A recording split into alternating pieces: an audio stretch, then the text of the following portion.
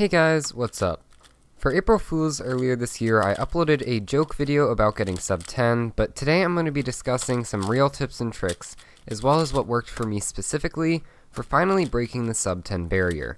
In case you're curious, I started averaging Sub-10 globally a little more than a year after I started cubing, and now I average around 8 seconds with CFOP.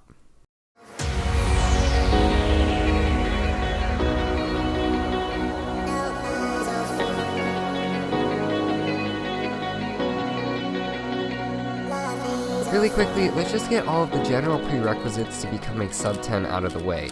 This tutorial is for CFOP, so you should know full OLL and PLL, and have fairly efficient crosses and F2L pairs. As you improve, you should always be working on finding more efficient ways to solve cross pieces and F2L pairs, but you should already have a very good understanding of these steps. You also have to understand that different barriers require different amounts of work for each individual cuber, so there isn't a one-size-fits-all approach to breaking Sub-10. Some people may just need to do a bunch of practice solves like normal and they'll break the barrier without doing anything special. However, this isn't the case for most people, so now I'll start giving you some other helpful tips. The first tip I have for breaking the Sub-10 barrier is to fix your algorithms. What I mean by that is, find all of the really slow algorithms that you use and figure out a way to make them faster. You may want to make a list of all of your least favorite algorithms, or those that take the longest, and then examine each one to see if you can find a better alg for it, or if you just need to work on executing it faster. This takes a lot of practice and patience, and is one of the reasons that whenever you learn a new set of algorithms, you should always try to learn the best algs possible the first time around, because changing the alg you use once you already have one is a huge hassle. Another tip I have for becoming Sub-10 is to find some time to practice big cubes instead of 3x3. I've heard countless stories of people that have hit a wall in their improvement on 3x3, so they stopped practicing it and started doing a bigger cube instead, or even an event such as Megaminx. And when they came back to 3x3, they were able to easily improve again. Practicing an event that really challenges your look ahead or makes you develop new finger tricks will certainly help your 3x3 solving, and can definitely help you to break Sub-10. For me personally, it was focusing on 4x4 through 7x7 and taking a break from 3x3 that ultimately got my averages down from around 9 seconds to around 8 seconds.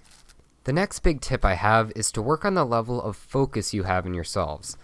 A lot of times when practicing 3x3, I find myself just mindlessly doing solve after solve, and not really learning anything because I'm not even paying attention to what I'm doing. However, as you progress in your knowledge of the cube, and the different algorithms that you know, you should be trying your best to do focused practice, meaning that you are actively trying to incorporate new algorithms or techniques into your normal solves.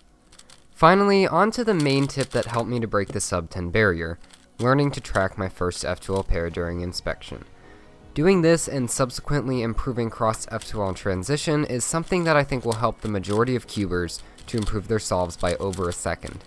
It seems like such a small part of your solve since it's only a transition step, but it improves so much more than that.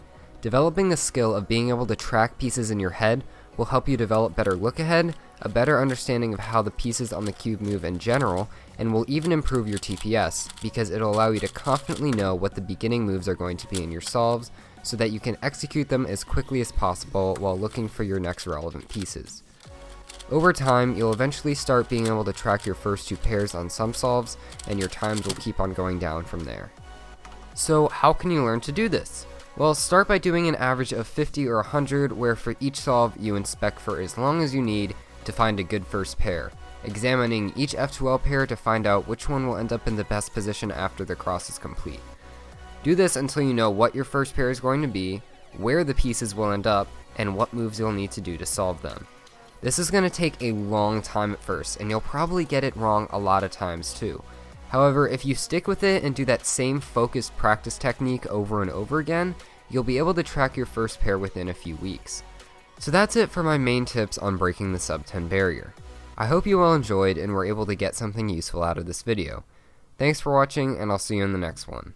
Bye!